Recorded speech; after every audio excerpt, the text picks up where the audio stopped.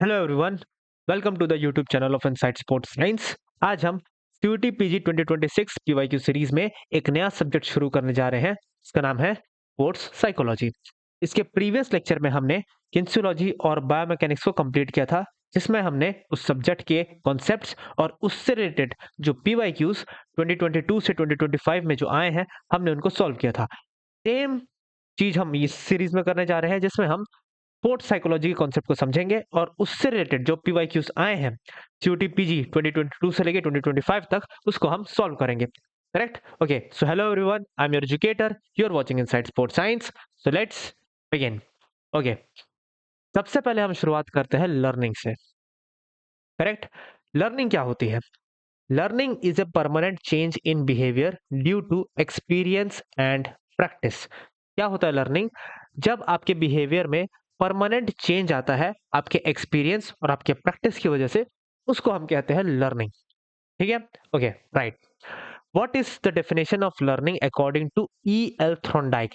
E L stands for Edward Lee Thorndike. उनके हिसाब से लर्निंग की डेफिनेशन है, learning is the process of forming connection between stimuli and response। Correct? इसका मतलब क्या निकलता है? स्टिमुलाई मीन्स आपको जो इंफॉर्मेशन मिलती है या फिर आपके सामने जो सिचुएशन होती है, हम उसको समहाउ स्टिमुलाई बोलते हैं। करेक्ट? और व्हाट इज रिस्पॉन्स? इस स्टिमुलाई के बेसिस पे आप जो हरकत करते हैं या आप जो रिस्पॉन्स देते हैं, that is known as your response.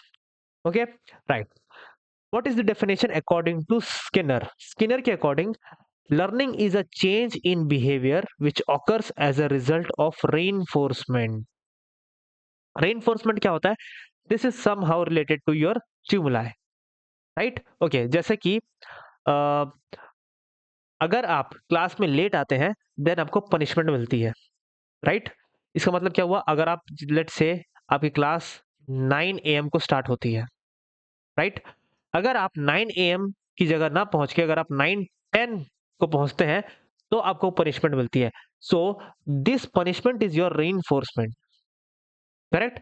और इस रेइनफोर्समेंट की वजह से आपको पंक्चुअल होना पड़ता है अपने डे टू डे लाइफ में।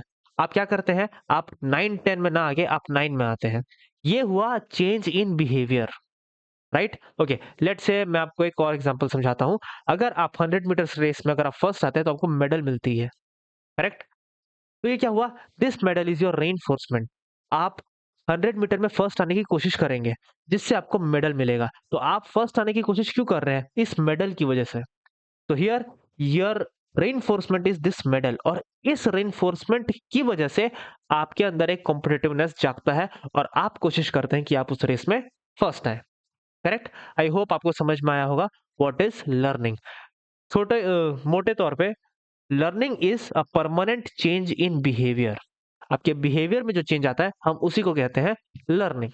Okay, let's move forward. अब हम देखते हैं what are laws of learning. So there are three primary laws of learning and this laws were given by E L Thorndike. Correct? Okay, अभी हम समझते हैं what are these three main laws of learning. So the first law of learning is law of readiness. What does it states? It states learning is the best when a person is mentally and physically ready to learn. क्या कह रहा है? कि learning तभी हो सकती है जब सामने वाला स्टूडेंट, सामने वाला पर्सन फिजिकली और मेंटली रेडी है किसी चीज को सीखने के लिए, तभी लर्निंग पॉसिबल है। If the learner is not ready, learning becomes difficult and unpleasant. मैं आपको एक एग्जांपल से समझाता हूँ। सपोज मैं एक प्लेयर को बास्केटबॉल सिखाना चाहता हूँ, लेकिन अगर उसको कोई इंजरी है, तो क्या वो बास्केटबॉल सीख पाएगा? नहीं। क्यों? क्योंकि उसको इंजरी है और वो उस इंजरी के साथ बास्केटबॉल नहीं सीख सकता। ओके, अगर मैं चाहता हूं कि आप 10th स्टैंडर्ड के मैथ्स का एक क्वेश्चन को सॉल्व कर लें, क्या आप कर पाएंगे? अगर आप फर्स्ट स्टैंडर्ड में पढ़ते हैं, तो क्या आप 10th स्टैंडर्ड के कॉन्सेप्ट को आप समझ सकते हैं? नहीं, क्योंकि आपके बेसिक्स ही क्लियर नहीं है। ओके, आप 12th स्टैंडर्ड में हैं और मैं चाहूंगा कि आप सीख जाएं बीपीएड के कॉन्सेप्ट्स को। क्या आप सीख पाएंगे? नहीं। क्यों? क्योंकि आपके बेसिक्स ही क्लियर नहीं है, आप रेडी ही नहीं है उस चीज को सीखने के लिए। इसको हम कहते हैं law of readiness. Law of readiness कहता है कि आप तभी कुछ चीज सीख सकते हैं जब आप फिजिकली और मेंटली प्रिपेयर्ड है। अगर आप प्रिपेयर्ड नहीं है तो आप नहीं सीख सकते। ओके। ओके, आई होप आपको क्लियर होगा। Then comes law of exercise या फिर प्रैक्टिस। क्या कहता है ये? Learning become stronger with repetition and practice. अगर आप किसी चीज को सीखे हैं और अगर आप बार बार उसको रिपीट करते हैं, तब वो जो लर्निंग है वो और भी ज्यादा स्ट्रांग हो जाएगी, वो चीजें और भी ज्यादा आपके लिए मेमोरेबल हो जाएगी। Practice makes man perfect. Example, regular practice improves performance in swimming और फुटबॉल स्किल्स। अगर आप रेगुलरली स्विमिंग करते हैं या फुटबॉल खेलते हैं तो आपके परफॉर्मेंस इंप्रूव होते हैं। ओके। इसके अंदर दो लॉस और आते हैं जो मैं यहाँ पे मेंशन कर देता हूँ। Just a second. वो दो बहुत छोटे छोटे लॉस हैं और आप उनको समझ जाएंगे उनका नाम सुनते ही। Okay, let me write it here. पहला आता है आपका law of of use and law of disuse.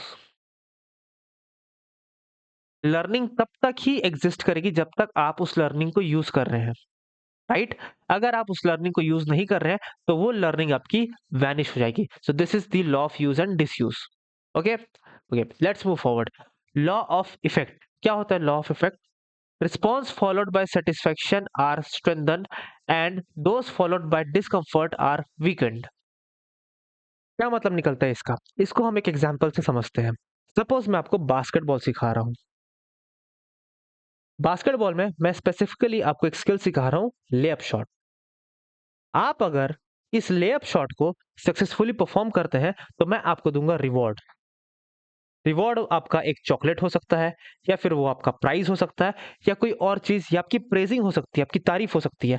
अगर ऐसा सच चीज अगर अगर आपको रिवॉर्ड में मिलती है तो इससे आपकी लर्निंग और भी ज्यादा स्ट्रेंथन हो सकती है, आपकी लर्निंग और भी ज्यादा फास्ट हो सकती है। आप और भी नई चीजों को ज्यादा से ज्यादा स्पीड से सीखने की कोशिश करेंगे। इसी को हम बोलते हैं law of effect, which means मैं आपको और भी ज़्यादा चीज़ें सीखने के लिए मोटिवेट कर रहा हूँ। कैसे मोटिवेट कर रहा हूँ? आपको रिवॉर्ड देके, and this reward is also known as reinforcement. इससे आपको ये समझ में आ रहा है, ये सीखने को मिल रहा है कि अगर आप कोई चीज़ सीखते हैं, तो इससे आपको रिवॉर्ड मिल रहा है, इससे आपको कुछ सैटिस्फैक्शन मिल रही है and this satisfaction strengthens your learning. Example मैंने यहाँ पे लिख रखा है, praise from a teacher encourages a student to learn faster. अगर कोई टीचर आपको प्रेज करता है तो उससे आप इंस्पायर होते हैं और ज्यादा जल्दी सीखने की कोशिश करते हैं। So this is law of effect. Okay, so these three were the primary law of learning, correct? Okay, now let's move forward to the secondary law of learning. Okay, so the first law in the secondary law of learning is law of primacy. क्या कहता है law of primacy? Learning that takes place first is best retained. आपने notice किया होगा, जब भी आप कोई सब्जेक्ट पढ़ते हैं या आप जब भी कोई एक सब्जेक्ट को रीड करना शुरू करते हैं तो आपने नोटिस किया होगा जो आपका फर्स्ट चैप्टर होता है वो आपका सबसे ज्यादा स्ट्रॉन्गेस्ट होता है। आप जो पहली बार पढ़ते हैं वो सबसे ज्यादा स्ट्रॉन्ग होता है। इसी को हम बोलते हैं लॉ ऑफ प्राइमेसी। जो आप पहले पढ़ते हैं वो सबसे ज्यादा रिटेन्ड होता है। Okay, right? Okay, what is the second one? Law of recency. What does this states? Recent learning is the best remembered. आपने एक और चीज नोटिस किया होगा, आप जो रिसेंट में जो चीजें पढ़ते हैं वो आपको ज्यादा से ज्यादा याद होता है। सपोज 12 तारीख को आपका कोई एग्जाम है और 10 तारीख को आपने कोई चैप्टर पढ़ा है। लेट्स से आपका वो चैप्टर है history principles, history and principles of physical education. अगर आपने 10 तारीख को history and principles of physical education को पढ़ा हुआ है तो आपको ये नोटिस करेंगे कि 12 तारीख को जो क्वेश्चंस आपके हिस्ट्री प्रिंसिपल से आए हैं वो ज्यादा अच्छे से सॉल्व होंगे। इसी को हम बोलते हैं लॉ ऑफ रिसेंसी। आपने रिसेंटली किस चैप्टर को, किस कॉन्सेप्ट को पढ़ा है वो आपको सबसे अच्छे से याद रहता है, correct? Then comes law of intensity. क्या कहता है ये? Emotionally impactful experience are learned better. आपने ध्यान दिया होगा, जब आप किसी सब्जेक्ट को ज्यादा इंटरेस्ट से या ज्यादा मीनिंगफुल तरीके से पढ़ते हैं तो वो कॉन्सेप्ट आपको ज्यादा अच्छे से याद होता है। या फिर आप क्लास में बैठे हुए हैं और जो टीचर है वो एक पर्टिकुलर सब्जेक्ट आपको बहुत अच्छे से पढ़ाता है, अपने पर्सनल लाइफ से एग्जाम्पल लेके पढ़ाता है, तो वो कॉन्सेप्ट्स आपको बहुत अच्छे से याद रहते हैं।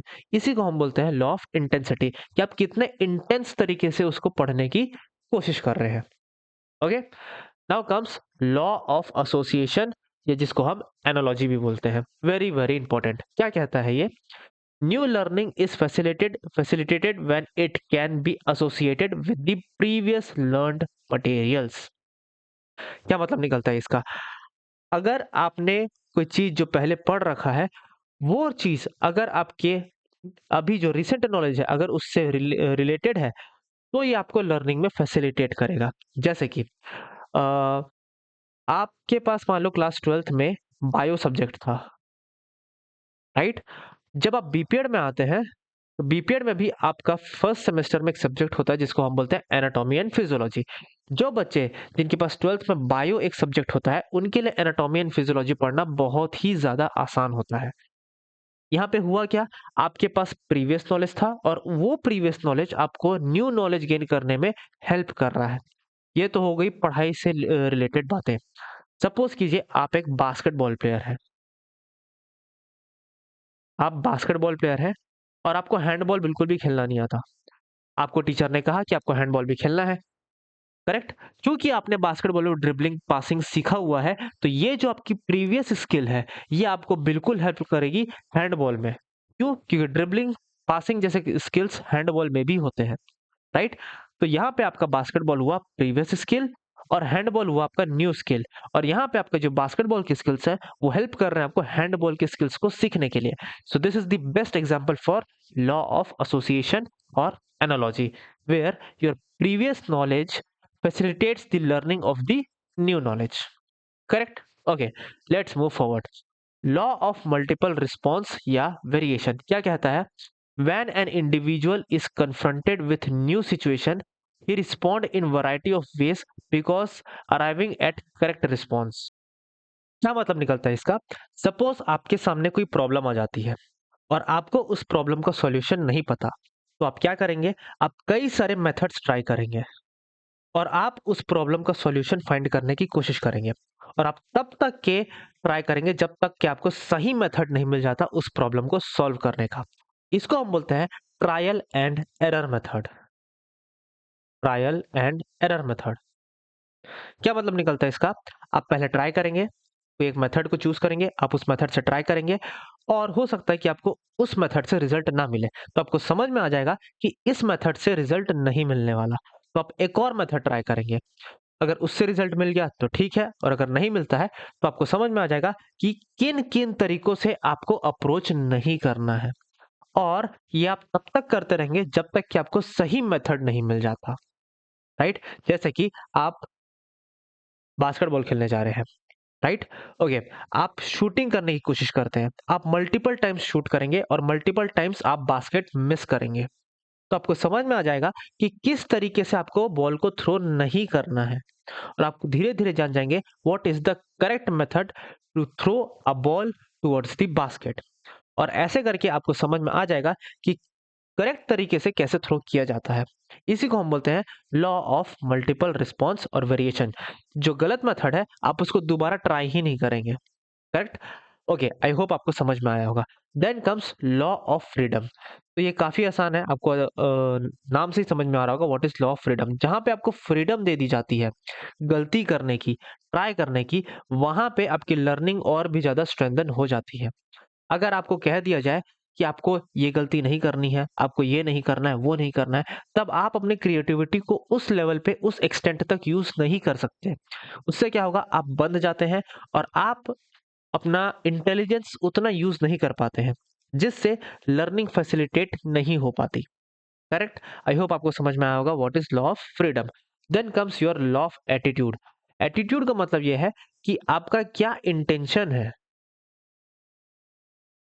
क्या आप सच में सीखना चाहते हैं या आप टाइम वेस्ट करना चाहते हैं, right? This is your law of attitude. क्या आप रिसेंटली आने वाले एग्जाम्स को क्लियर करना चाहते हैं, या आप किसी बड़े एग्जाम के बारे में का प्रिपेयर कर रहे हैं जो बहुत लंबे टाइम तक है, बहुत समय बाद है, इसको हम बोलते हैं लॉ ऑफ एटीट्यूड। आपका एटीट्यूड क्या है, आपका एम क्या है, राइट। आई होप आपको समझ में आएगा what are the secondary laws of learning. We have read about primary laws of learning and now we have just completed our secondary law of learning. Okay, now let's move forward, and now here comes our PYQ. Okay, this question was asked in CUT-PG 2023. Pause the video and solve the question. Okay, I hope आपने question को solve किया होगा। Very very very easy question. Which is not the law of learning? इसमें से कौन सा law of learning नहीं है? Law of exercise, law of effect, law of reaction, law of readiness. तो मैंने आपको पढ़ाया है law of exercise is a primary law of learning, law of effect is also a primary law of learning, and law of readiness is also a primary law of learning. Here law of reaction I haven't heard about this, so this is not the law of learning. तो हमारा सही option हो जाएगा law of reaction. तो इसको जो हमने टिक किया हुआ है इसको हम इरेज कर देते हैं। Our right answer is option number 3, law of reaction. Very easy, आसान। Okay, let's move forward. अभी हम समझते हैं थ्योरीज ऑफ प्ले। क्या होते हैं थ्योरीज ऑफ प्ले? सबसे पहला थ्योरी ऑफ प्ले आता है हमारा सरप्लस एनर्जी थ्योरी। करेक्ट। किसने दिया है? फेडरिच और हर्बर्ट ने। क्या कहता है ये? Play is the result of extra surplus energy in the body. कोई भी बच्चा क्यों खेलता है? वो इसलिए खेलता है क्योंकि उसके अंदर एक्स्ट्रा एनर्जी है और उसी एक्स्ट्रा एनर्जी को रिलीज करने के लिए वो खेलता है। So here the play is the result of extra surplus energy in the body. When children play, when children have excess energy, they release it through play. जब चिल्ड्रन के पास बहुत ज्यादा एनर्जी होती है तो वो रिलीज करते हैं उसको खेल के। Examples running, jumping, shouting. आपने देखा ही होगा बच्चे बिना किसी मतलब के दौड़ते रहते हैं, इधर से उधर कूदते रहते हैं, चिल्लाते रहते हैं। वो किसको फॉलो कर रहे हैं? सरप्लस एनर्जी थ्योरी को। करेक्ट। उनके पास बहुत ज्यादा एनर्जी है और उसको वो इन चीजों से रिलीज कर रहे हैं। Right. Okay, our second theory of learning is recreation या रिलैक्सेशन थ्योरी बाय मॉर्टिस। क्या कहता है ये? Play helps to remove fatigue and refresh the body and mind after work. क्या कह रहा है ये? हम जब खेलते हैं तब हमारा बॉडी फटीग को रिलीज करता है और हमारे माइंड और बॉडी को रिफ्रेश करता है। Play restores lost energy. Right. ये अक्सर बचपने में ऐसा होता है। Suppose from class 1 to class 10, बच्चे जब भी स्कूल से वापस आते हैं वो तुरंत अपना बस्ता फेंक के खेलने जाते हैं। क्यों? क्योंकि वो स्कूल में काफी ज्यादा बोर हो चुके हैं और काफी ज्यादा थक चुके हैं। उस चीज को कम करने के लिए बच्चे खेलने जाते हैं, जिससे उनका फटीग, जो मेंटल फटीग है, वो रिलीज होता है। मेरी भी मम्मा जब बचपन में मुझे बहुत ज़्यादा टाइम तक पढ़ाया करती थी, तो वो समझ जाती थी कि ये अब नहीं पढ़ने वाला है, इसको अब समझ में नहीं आ रहा है, तो मुझे कहती थी कि जा खेल के आ। 1 घंटे के बाद जब मैं खेल के वापस आता था, तब मेरा पढ़ाई में मन लगता था, राइट? तो जब भी अगर आपके छोटे बच्चे हैं, छोटा भाई या बहन है, अगर वो नहीं पढ़ रहा है, तो इसका मतलब ये नहीं कि आप उसको डाँटो, मारो, पीटो और ज़्यादा से ज़्यादा पढ़ाओ, नहीं। अगर उसका पढ़ाई में मन नहीं लग रहा है, तो आप उसको बोलो कि प्लीज़ आप जाइए और खेल के आइए। हो सकता है कि खेल के आने के बाद उसका कंसंट्रेशन लेवल वापस से आ जाए। Okay, so this is the recreation और रिलैक्सेशन थ्योरी। क्या कहता है ये? Play removes fatigue and refresh the body and mind. Okay, let's move forward. Then comes your recapitulation theory by G. Stanley Hall. क्या कहते हैं ये recapitulation theory में? वो ये कहते हैं play allows children to reenact evolutionary stage of human development. करते क्या है? जो छोटे छोटे बच्चे होते हैं वो खेल के दौरान जो हमारे आदि मानव, जो हमारे पूर्वज हुआ करते थे, उनके मूवमेंट्स को कॉपी करने की कोशिश करते हैं, उनके तौर तरीकों को कॉपी करने की कोशिश करते हैं। This is the recapitulation theory. Example है, through play they repeat their activities of their ancestors like hunting, fighting and exploring. आपने बच्चों को देखा होगा, वो आपस में मार पिटाई करते रहते हैं। उनको पता है कि ये गलत है, उनको पता है कि इससे मम्मा पापा और ज्यादा डांटेंगे, लेकिन क्या वो बंद करते हैं? नहीं, वो जारी रखते हैं इन सब चीज़ों को। उनको WWE देखना बहुत पसंद है। उनको एक्सप्लोर करना, घूमना-फिरना, इधर से उधर लटकना टार्ज़न की तरह, ये बहुत पसंद है। तो ये क्या है? ये है आपका recapitulation theory given by G. Stanley Hall. Okay, next is catharsis theory. क्या कहता है ये? Play helps to release suppressed emotion like anger, fear and frustration. क्या कह रहा है ये? जब भी हम खेलते हैं तो हमको हेल्प करता है हमारे इमोशन को और रिलीज करने के लिए, जिसमें आता है आपका एंगर, फियर और फ्रस्ट्रेशन। आपने देखा होगा जब भी आप क्रिकेट देखते हैं, and the most player famous player is Virat Kohli. जब भी वो सेंचुरी मारता है या वो कैच पकड़ता है, ही रिलीजेस हिज एंगर। उसके अग्रेशन से समझ आ रहा है कि वो अपना एंगर रिलीज करता है। जब भी आप कोई मैच खेलते हैं, फुटबॉल खेलते हैं, बास्केटबॉल खेलते हैं, जब भी आप अपने पीक परफॉर्मेंस में होते हैं, तब आप शाउट करके या आप चिल्ला के आप अपना एंगर को एक्सप्रेस करते हैं, right? So this is what the catharsis theory is, जिसमें आप एंगर, फियर या फ्रस्ट्रेशन को रिलीज करते हैं। Emotional emotional cleansing happens through play. Example है boxing, wrestling, shouting in games. जब भी आप देखे होंगे, जब भी दो प्लेयर बॉक्सिंग करते हैं या रेसलिंग करते हैं, वो अपना एंगर बयां करते हैं, right? So this is the catharsis theory. Okay, let's move forward. What is the other theory? Self expression theory. Play के दौरान आप अपने एक्सप्रेशंस को रिलीज करने की कोशिश करते हैं या आप अपने एक्सप्रेशंस को एक्सप्रेस करने की, बयां करने की कोशिश करते हैं। अभी हम पढ़ते हैं what is self expression theory. Play allows children to express their feelings, creativity and personality. जब भी आप खेलते हैं तो खेल के दौरान आपकी फीलिंग्स, क्रिएटिविटी और पर्सनैलिटी झलकती है। Play in forms of self expression, जिसमें आता है आपका डांस, ड्रामा और आर्ट एक्टिविटीज। जब भी आप ड्रामा करते हैं तब आप अपने इमोशंस को एक्सप्रेस करते हैं। जब आप डांस करते हैं तब आप अपने इमोशंस को एक्सप्रेस करते हैं। इवन टू आर्ट एक्टिविटीज, जब भी आप पेंटिंग बनाते हैं तो आपकी पेंटिंग आपके मेंटल स्टेट्स को रिफ्लेक्ट करती है, राइट? ओके, आई होप आपको समझ में आया होगा self expression theory. Then comes your anticipatory theory या प्री एक्सरसाइज प्रैक्टिस थ्योरी, जिसको कार्ल ग्रूस ने दिया था। क्या कहता है ये? Play prepares children for future adult role and develops necessary physical and mental skills. आपने देखा होगा बच्चे लोग घर घर खेलते हैं या डॉक्टर डॉक्टर खेलते हैं। वो क्या करते हैं? वो अपने फ्यूचर रोल मॉडल्स को जीने की कोशिश करते हैं और इसी तरीके से वो अपने एम्स को पहचानते हैं, एम्स एंड एम्बिशंस को, और इसी से वो मेहनत करना शुरू करते हैं। क्या मतलब निकलता है इसका? आपके जो फ्यूचर गोल्स है आप उनको जीने की कोशिश करते हैं, स्पोर्ट्स पर्सन बन के, डॉक्टर बन के, आर्मी पर्सनल बन के। इसको हम बोलते हैं एंटिसिपेटरी थ्योरी या प्री एक्सरसाइज या प्रैक्टिस थ्योरी, जिसको कार्ल गूस ने दिया था। Okay, let's move forward. Then comes your cognitive development theory. ये किसने दिया था? जेन पिएगेंट ने। क्या कहता है ये? Play supports mental and intellectual development. आप कोई भी गेम खेलते हैं तो आपका मेंटल और इंटेलेक्चुअल डेवलपमेंट करता है। Helps children to understand their environment. वो ये भी मदद करता है कि आप अपने इन्वायरमेंट को समझ सकें। Example puzzle games, pretend play. Play का मतलब ये होता है लर्निंग थ्रू थिंकिंग। आप सोच के किसी चीज को सीखने की कोशिश करते हैं। जब भी आप पजल सॉल्व करते हैं तब आप जो भी चीज सॉल्व कर रहे हैं या आप जो भी थिंकिंग कर रहे हैं वो उस प्रॉब्लम पर डिपेंड करता है और आप उसका सॉल्यूशन निकालने की कोशिश करते हैं। जब भी आप वो सॉल्यूशन निकालते हैं तब आप उस चीज को सीखने की कोशिश करते हैं। This is your cognitive development theory, right? Okay, let's move forward. Then comes your psychoanalytic theory, जो दिया गया है सिगमंड फ्रॉइड के द्वारा। क्या कहता है ये? Play helps release emotional stress and hidden desires.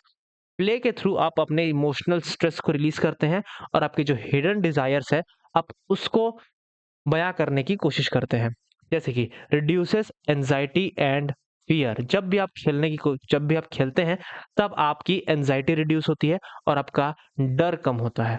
जब भी आप कोई गेम खेलते हैं तब आपका जो एंजाइटी है वो रिड्यूस होता है और जो डर है वो भी रिड्यूस होता है। जब भी आप कोई गेम खेलते हैं आप नोटिस किए होंगे कि आपको इंजरी का कोई भी डर नहीं होता। आप जैसे सपोज आपको पैर में मोच आई हुई है तो आपको शुरुआत में ऐसा लगता है कि यार अगर इस हालात में अगर मैं खेलूंगा तो और मोच आ सकती है, लेकिन आप जैसे ही खेलना शुरू करते हैं वो डर खत्म हो जाता है आपका और आप फुल इंटेंसिटी से खेलना शुरू कर देते हैं, right? So this is what the psychoanalytical theory is. Example के तौर पे child expressing feelings through games. Play is equals to emotional outlet. आप खेल के दौरान अपने इमोशंस को बाहर निकालने की कोशिश करते हैं, एक्सप्रेस करने की कोशिश करते हैं। This is your psycho analytical theory. I hope आपको दोनों समझ में आया होगा। कॉग्निटिव डेवलपमेंट थ्योरी जिसमें आपका मेंटल और इंटेलेक्चुअल डेवलपमेंट होता है, और साइको एनालिटिकल थ्योरी जिससे आपका इमोशनल स्ट्रेस और फियर रिड्यूस होता है। Okay, let's move forward. Then comes your social learning theory. क्या कहता है ये? The social learning theory was proposed by Albert. It explains that people learn new behavior and skills by observing and imitating others, not only by trial and error. क्या कहता है ये? आप कई सारी चीजें दूसरों को देख के सीखने की कोशिश करते हैं। It explain people learn new behaviour, आप नए बिहेवियर्स को सीखने की कोशिश करते हैं by observing and imitating others. जैसे कि आप किसी भी कॉलेज में जाते हैं तो आप अपने सीनियर्स को देख के सीखने की कोशिश करते हैं कि वो किस तरीके से कपड़े पहनते हैं, वो किस तरीके से चलते हैं, वो किस तरीके से बिहेव करते हैं, वो किस तरीके से बातें करते हैं। आप उसको सीखने की कोशिश करते हैं। कैसे? आप उनकी नकल उतारते हैं, आप उनको इमिटेट करते हैं, आप उनको कॉपी करने की कोशिश करते हैं ताकि आप भी उन जैसे बन सके, उनके जैसे प्रोफेशनल हो सके। Main idea is learning occur through observation. आप ऑब्जर्व करते हैं, आप इमिटेट करते हैं, आप उनको कॉपी करते हैं और आप मॉडलिंग करते हैं। जैसे कि लेट्स से आपके कॉलेज में कोई सीनियर है आपका, वो काफ़ी अच्छा है एकेडमिक्स में, वो काफ़ी अच्छा है किसी एक पर्टिकुलर स्पोर्ट्स में, वो काफ़ी अच्छी पर्सनैलिटी है। तो आप उनको इमिटेट करने की कोशिश करते हैं कि वो ऐसी क्या-क्या चीज़ें करते हैं जिसकी थ्रू वो एक ऐसी पर्सनैलिटी बिल्ड कर पाएँ।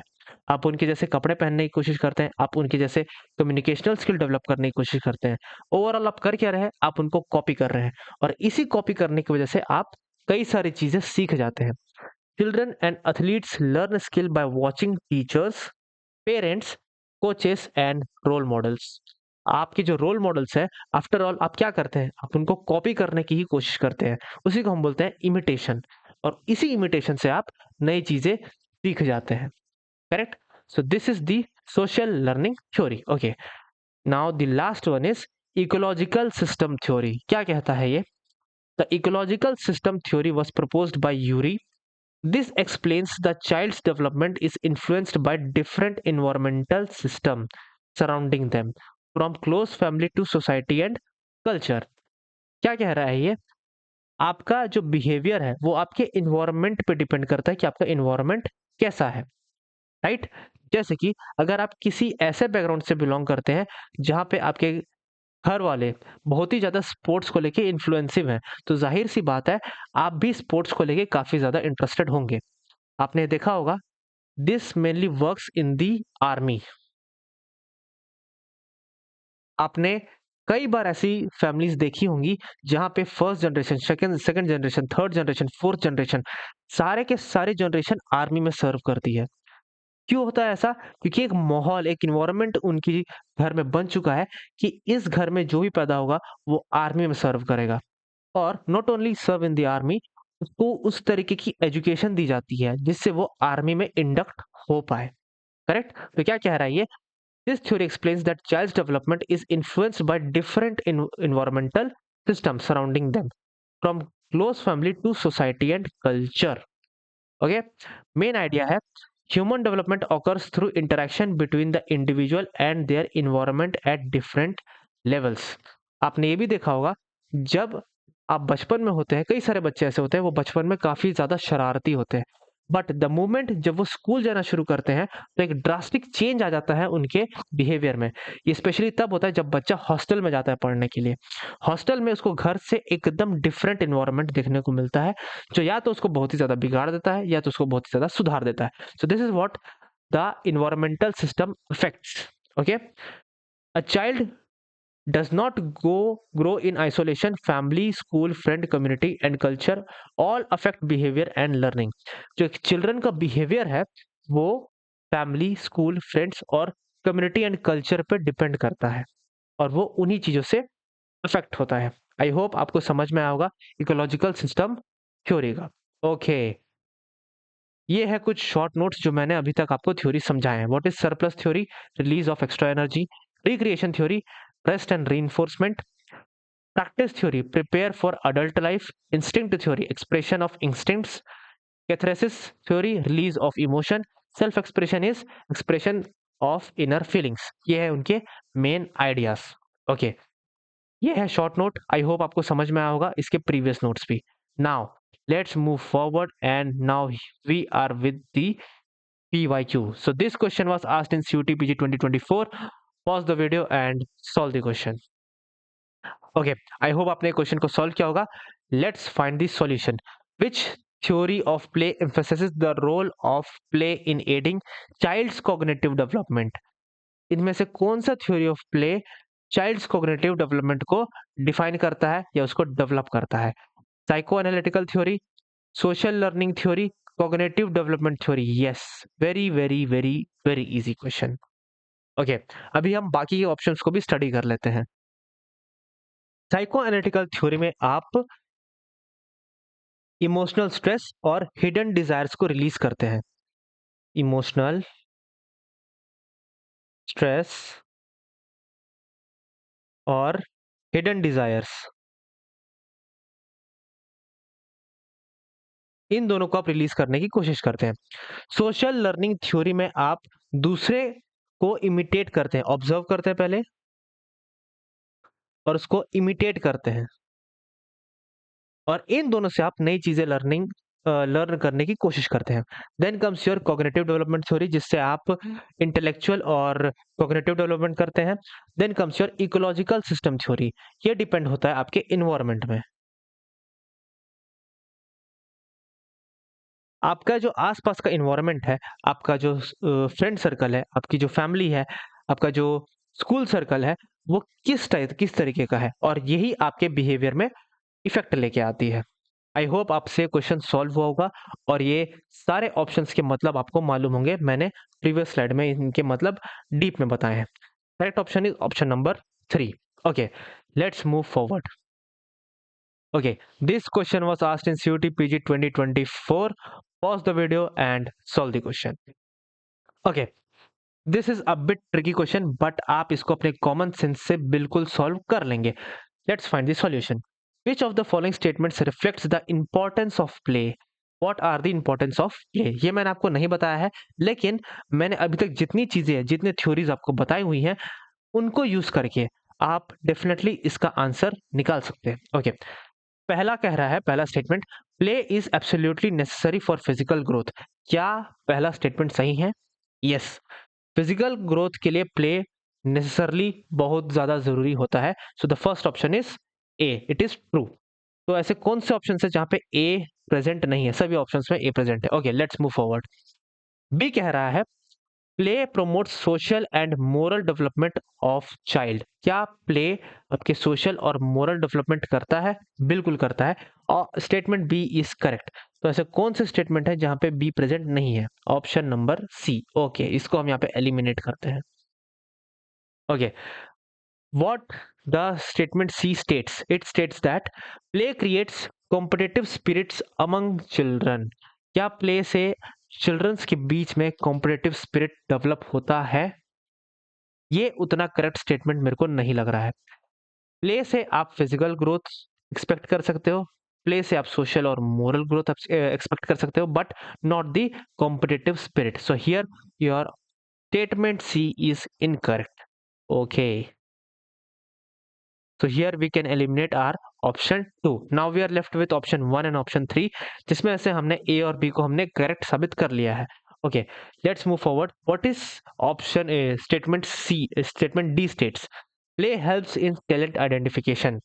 क्या ये ऑप्शन सही है? नो, प्ले टैलेंट आइडेंटिफिकेशन में हेल्प नहीं करता है. What the statement E states, play influences mental and emotional development. क्या प्ले से मेंटल और इमोशनल डेवलपमेंट होता है? Of course, absolutely. तो यहाँ पे हमारा ई जो स्टेटमेंट है वो सही साबित होता है. तो हमारे करेक्ट स्टेटमेंट है A, B and E. So the third option is the correct answer. Right, आसान, इजी. आई होप आपसे ये क्वेश्चन सॉल्व हुआ होगा. Let's move forward. अभी हम पढ़ते हैं स्टेजेस ऑफ लर्निंग के बारे में. तो what is the first stage of learning? The first stage of learning is cognitive stage. जिसको हम अंडरस्टैंडिंग स्टेज भी कहते हैं। क्या होता है cognitive stage? Learner tries to understand what to do. Learner समझने की कोशिश करता है कि उसको करना क्या है, और इस दौरान मेनी मिस्टेक ऑकर्स, वो कई सारी गलतियां कमिट करता है। Performance is slow and irregular. यहाँ पे उसकी जो परफॉर्मेंस है वो इरेगुलर होती है और स्लो होती है, उतना जल्दी परफॉर्मेंस इनहेंस नहीं होती यहाँ पे। Needs continuous guidance and feedback. आपने देखा होगा जूनियर क्लासेस में, like KG1 KG2, standard 1 to standard 5th, इस टाइम पे बच्चों को काफ़ी ज़्यादा अटेंशन की ज़रूरत होती है, राइट?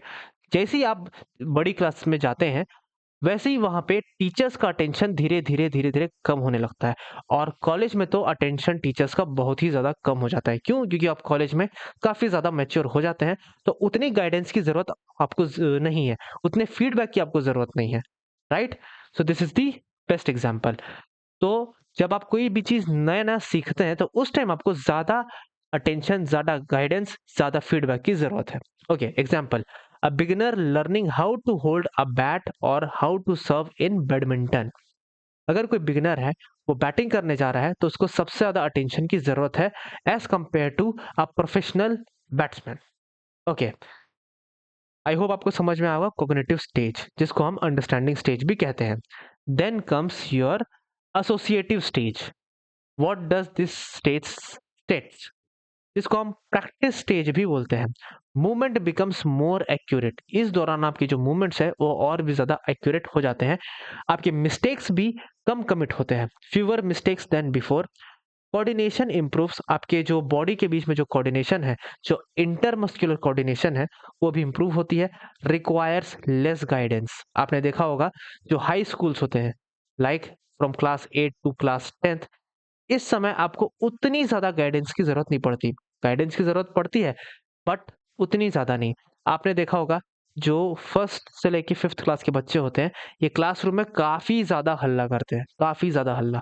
इसलिए इनको गाइडेंस की ज़्यादा ज़रूरत पड़ती है, इसलिए इनको ज़्यादा से ज़्यादा एंगेज रखा जाता है। But when it comes to high school students like class 8th to class 10th, इन बच्चों को ज़्यादा से ज़्यादा गाइडेंस देने की ज़रूरत नहीं है, क्योंकि इनको पता है इनको कई सारे काम मिले हुए हैं। तो ये ज़्यादा हल्ला नहीं करते। इनको ज़्यादा एंगेज रखने की ज़रूरत नहीं है, क्योंकि ये खुद ही एंगेज होते हैं, करेक्ट? इस समय आपके ज़्यादा मिस्टेक्स ऑकर नहीं होते हैं, और आपको ज़्यादा गाइडेंस की भी ज़रूरत नहीं है। Example, player can serve correctly but it still need practice to be perfect, right? क्या मतलब निकलता है इसका? आपने पहले स्टेज में, जिसको हम कॉग्निटिव स्टेज बोलते हैं, उसमें तो आपको सर्व करना आया ही नहीं, राइट? आपने सर्व करना सीख लिया, तो आप एसोसिएटिव स्टेज में आ चुके हैं। अब क्योंकि आपने सर्व करना सीख लिया, इसका मतलब ये नहीं कि आप परफेक्ट हो चुके हैं। आपको और प्रैक्टिस की ज़रूरत है, ताकि आप कॉन्स्टेंटली, कंसिस्टेंटली आप उस चीज़ को परफ़ॉर्म कर पाएँ, right? Okay, let's move forward. Then is your third stage, that is autonomous stage. ये जिसको हम इसको बोलते हैं ऑटोमैटिक स्टेज। क्या कह रहा है ये? Skill becomes automatic. Very few errors. Performance is fast and smooth. Can perform without thinking. This is the very important. मैं आपको एक एग्जांपल से समझाता हूँ। सपोज मुझे किसी स्टूडेंट को बास्केटबॉल में लेप शॉट सिखाना है। तो लेप शॉट में हम क्या करते हैं, जब भी आप राइट हैंड साइड से लेप शॉट मारने की कोशिश करते हैं, तब आप पहला फुट जो आपका होता है वो होता है राइट, देन आपका सेकंड फुट होता है लेफ्ट, देन होता है आपका जंप। तो जब हम बच्चों को शुरुआत में पढ़ाते हैं, तब हम उनको राइट, लेफ्ट और जंप हम ऐसे याद करवाते हैं। फिर वो बच्चे याद करके इस चीज़ को परफ़ॉर्म करते हैं। कई सारी गलतियाँ करते हैं, बट जब तक वो एसोसिएटिव स्टेज में पहुँच जाते हैं, तब वो सही परफ़ॉर्म करने लग जाते हैं। बट दिस डज़न्ट मीन कि वो परफ़ेक्ट हो चुके हैं। उनको और भी ज़्यादा स्किल एनहांसमेंट की ज़रूरत है। बट जब वो इस स्किल में परफेक्ट हो जाते हैं, तब उनको बार-बार याद रखने की ज़रूरत नहीं होती कि पहले उनको राइट लेग निकालना है, फिर उनको लेफ्ट निकालना है, फिर उनको जंप करना है। ये उनके रिफ्लेक्स एक्शन में ऐड हो जाता है, और जैसे ही उनको बॉल मिलती है और आप उनको खुला ग्राउंड मिलता है, वो इस स्किल को एफिशिएंटली परफॉर्म कर जाते हैं। इसको हम बोलते हैं ऑटोनॉमस स्टेज या ऑटोमैटिक स्टेज। या आप इसको ऐसे एग्जांपल से भी समझ सकते हैं, जब आप किसी नई जगह जाते हैं, तो आप देखते हैं कि आपको रास्ते याद नहीं होते हैं। राइट? जब आप बार-बार उन रास्तों से गुज़रते हैं, तो आपको याद रहता है कि हाँ, अब आपको राइट मुड़ना है, अब आपको लेफ्ट मुड़ना है, अब आपको सीधा स्ट्रेट जाना है।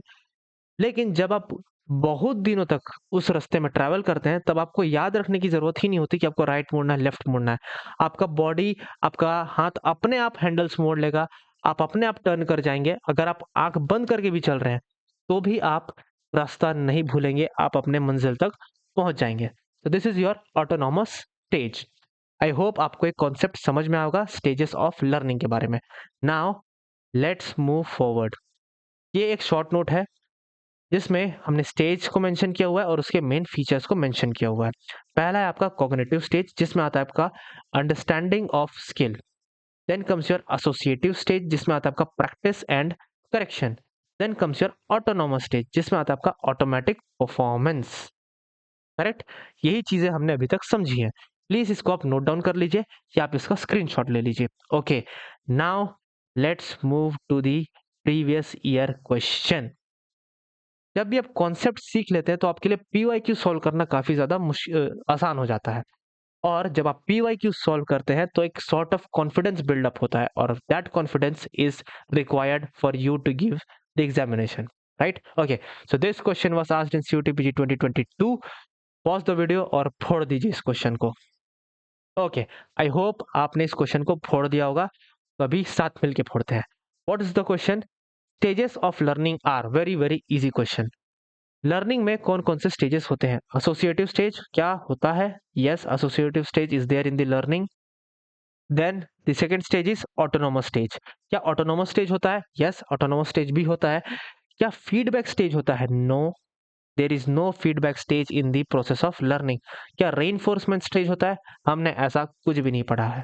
So your correct answer is A and B. तो यहाँ पे आपका ऑप्शन 1 सही हो जाता है। आसान, इजी था। आई होप आपसे क्वेश्चन डेफिनेटली सॉल्व हुआ होगा। Okay, okay, so this is it for today's video. Video already काफी ज्यादा लंबी हो चुकी है।